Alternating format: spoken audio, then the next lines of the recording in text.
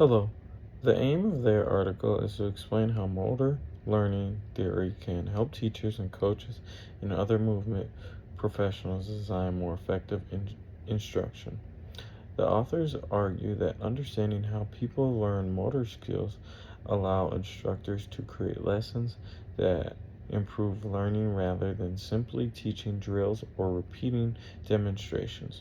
The emphasis that no single teaching method works for every learner or every situation, so instructors should use evidence-based strategies that encourage meaningful practices, problem solving, and active participation. Rukavina and Forkworth distinguish information processing information processing theory and dynamical systems theory by explaining that they view motor learning differently.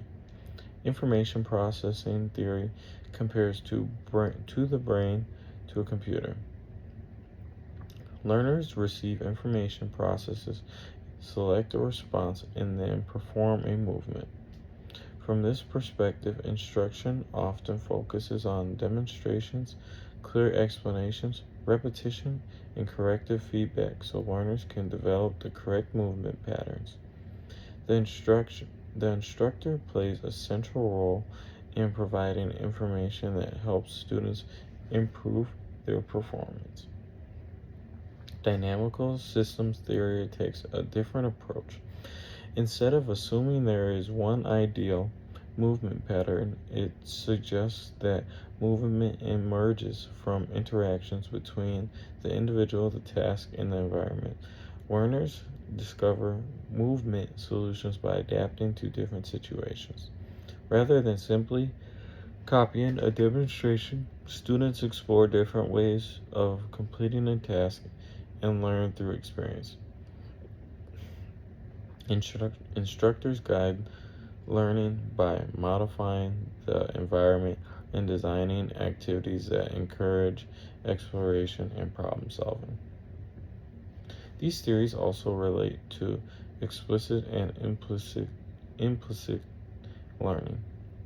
Implicit learning. Sorry. Information processing theory is closely connected to explicit learning because students receive direct instructions about how to perform a skill.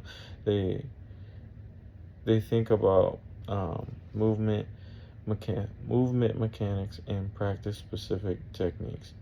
Dynamical systems theory is more closely related to implicit learning because learners improve through exploration and repeated experience without constantly thinking about every movement detail.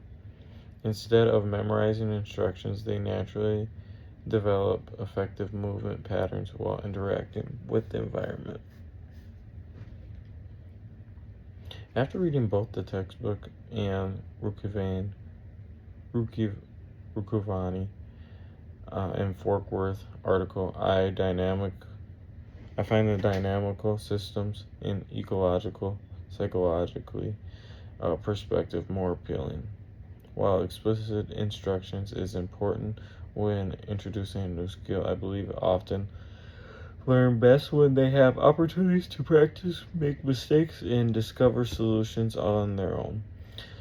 Every individual has different physical abilities, experience, and learning styles, so allowing some flexibility during practice seems more realistic than expecting everyone to perform a skill exactly the same way.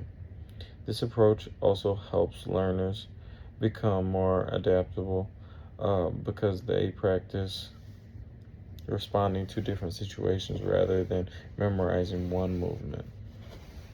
As a future practitioner, this perspective would influence my teaching by encouraging me to create learning environments where participants are actively engaging rather than simply following instructions.